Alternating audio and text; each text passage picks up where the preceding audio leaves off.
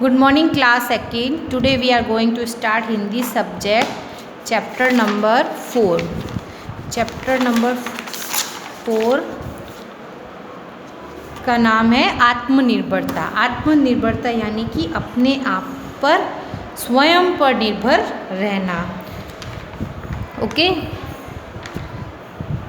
आत्मनिर्भर यानी self confidence, अपने आप पर भरोसा रखना।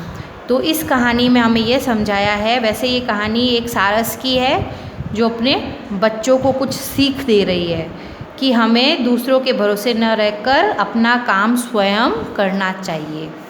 ठीक है, तो स्टार्ट करते हैं ये चैप्टर। बहुत समय पहले की बात है, गेहूं का एक खेत में सारस पक्षी का जोड़ा रहता था। एक बहुत पहले की बात है, गेहूं का बहुत बड़ा खेत था, वहाँ पर सारस पक्षी का एक जोड़ा रहता था। वहीं उनके अंडे भी थे और उन्होंने वहाँ पर अंडे भी दिए थे। समय से उन अंडों में से बच्चे निकले। फिर थोड़े समय बाद में अंडों में से बच्चे निकलकर बाहर आए। बच्चे छोटे थे, उड़ने लायक नहीं थे, उससे पहले ही फसल पक गई। यानी कि बच्चे जो थे बहुत छोटे थे और वो उड़ने लायक भी नहीं हुए थे। उससे पहले ही क्या हुआ था कि गेहूं का खेत है, वहाँ पर फसल पक गई थी। ठीक है ना।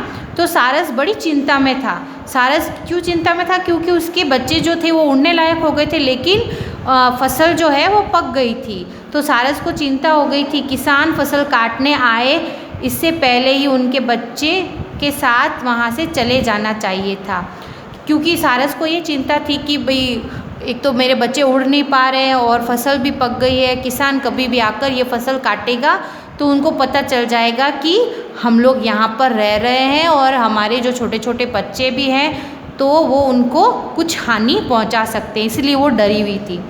लेकिन उनके बच्चे अभी उड़ नहीं सकते थे। सारस ने बाहर जाने से पहले अपने बच्चे से कहा, अब देखो उनके बच्चे उड़ भी नहीं पा रहे थे, तो उसको बाहर जाना था। तो सारस ने बोला कि मैं खाना लेने बाहर जा रहा हूँ, बच्चों हमारे यहाँ न रहने पर यदि कोई खेत के पास आए तो उसकी बात सुनकर रखना।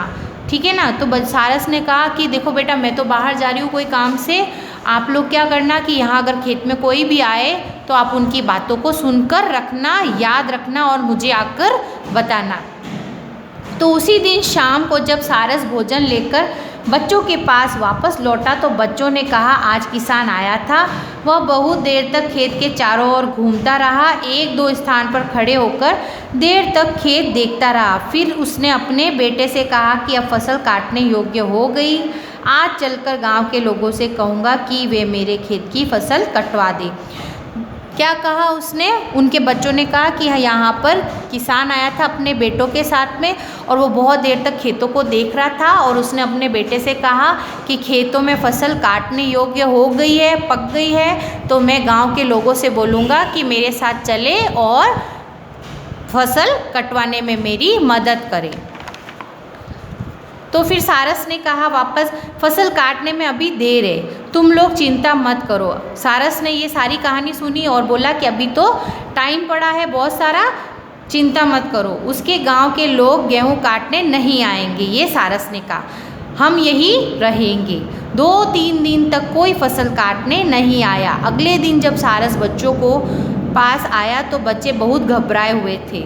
वे कहने लगे, हम लोगों को यह खेत तुरंत छोड़ देना चाहिए। आज किसान फिर आया था, वह कुछ पौधों को हाथों में लेकर बोला कि गांव के लोग स्वार्थी हैं, वे मेरी फसल कटवाने का कोई प्रबंध नहीं कर रहे हैं। कल मैं अपने भाइयों को भेजकर खेत की फसल कटवा लूँगा। मतलब कि सारस के बच्चे इसलिए घबराए हुए थे क्योंकि उसने क्या कहा था किसान ने कि गांव के लोगों ने तो मेरी मदद नहीं की, अब मैं कल अपने भाइयों को लेकर आऊँगा और ये फसल कटवा दूंगा। सारस बच्चों के पास निर्भय होकर बैठा और बोला, भाई सारस को अभी टेंशन नहीं थी। वो निडर होकर बोला कि बच्चों अभी खेत कटेगा नहीं, 2-4 दिन में तुम लोग ठीक ठाक उड़ने लगोगे, अभी डरने की आवश्यकता नहीं है। क्योंकि उसको पता था कि अभी फसल कटेगी नहीं, अभी तो उसने भाइयों को बोला है और शायद भाई नहीं काटेंगे फसल। उसको इतना कॉन्फिडेंस था और वो एकदम बिल्कुल निडर था, बिल्कुल भी डरा हुआ नहीं था कि सारस के बच्चे जब उड़ने लगे और निर्भय हो गए, मतलब कि वो अब उड़ने लग गए और उनको अब किसी भी बात का डर नहीं था।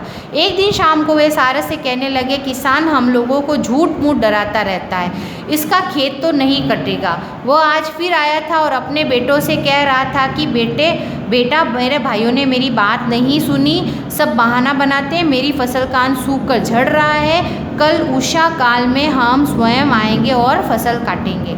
तो मतलब सारस के बच्चों ने फिर से बात सुनी कि ये किसान तो रोज़ झूठ बोलता है, झूठ मूठ की बात कहता है, कभी कहता है गांव वाला आ रहा है फसल काटने, कभी कह रहा है कि मेरे भाई आएंगे फसल काटने, लेकिन कोई भी उसकी फसल काटने में उसकी हेल्प नहीं कर रहा है। तो उसने कहा कि इस बार भी उसने ऐसे ही झूठ मूठ बोला कि मैं खुद आकर अपनी फसल काटूंगा। तो जैसे ही उसने ये बात अपने सारस को बताई तो सारस घबरा कर बोला, अभी अंधेरा नहीं हुआ है, चलो जल्दी करो, दूसरे स्थान पर उड़ चलो, कल फसल अवश्य कट जाएगी। देखो सारस को उस समय तो पहले जब 2 बार 3 बार जब उसने सुना कि सारस ने सुना कि फसल काटने आने वाले हैं उसके कभी गांव वाले कभी भाई, तो उसको पता था कि फसल नहीं कटने वाली है। लेकिन जैसे ही उसने कहा कि स्वयं वो आएगा फसल काटने, तो सारस घबरा गया और बोला कि अभी क्या अभी हमें यहाँ से निकलना चाहिए। तो बच्चे बोले, क्यों इस बार फसल क्यों कट जाएगी? तो सारस ने बच्चों से कहा, किसान जब तक गांव वालों भाइयों के भरोसे था, फसल के कटने की कहीं भी आस नहीं थी। जब कोई दूसरों के भरोसे काम छोड़ता है तब उसका काम कभी नहीं होता है। देखो सारस ने क्या कहा कि जब तक हम लोग किसी और के भरोसे रहते हैं तब तक हमारा काम नहीं होता है, लेकिन जब कोई स्वयं अपना काम करने को तैयार रहता है तब उसका काम कभी नहीं रुकता। और जब हम अपनी काम को स्वयं करना चाहते हैं तो वो काम किसी के भरोसे नहीं रुकता, क्योंकि वो हम खुद ही करना चाहते हैं। किसान जब स्वयं कल फसल काटने वाला है तब वह फसल अवश्य कटेगी। देखो पहले वो दूसरों के भरोसे था तो फसल नहीं कटी, लेकिन अब वो कह रहा है कि मैं खुद काटूंगा, इसका मतलब 101% फसल जो है कटने वाली है। सारस अपने बच्चों के साथ उसी समय वहाँ से उड़कर दूसरे सुरक्षित स्थान पर चला गया। इस चैप्टर से हमें क्या सीख मिली कि कभी भी हमें दूसरों के भरोसे नहीं रहना चाहिए, अपना काम स्वयं करना चाहिए। ओके, तो आप लोग भी अपने जो भी वर्क है वो खुद किया करो, किसी के भरोसे मत रहा करो। ओके, तो ये चैप्टर यहीं फिनिश हो रहा है। अब इसके जो डिफ़िकल्ट वर्ड्स है, कठिन शब्द है गेहूँ, चिंता, पौधा, गांव, स्वार्थी, प्रपंच, निर्भय, स्वयं, अंधेरा, भरोसा, अवश्य। और कठिन शब्द के अर्थ है चिंता यानी परेशानी, निर्भय यानी निडर, स्वयं यानी खुद अपने आप, भरोसा यानी विश्वास और अवश्य का मतलब जरूर। ये कठिन शब्द और शब्दार्थ आपको नोटबुक के अंदर करने हैं। Okay, thank you.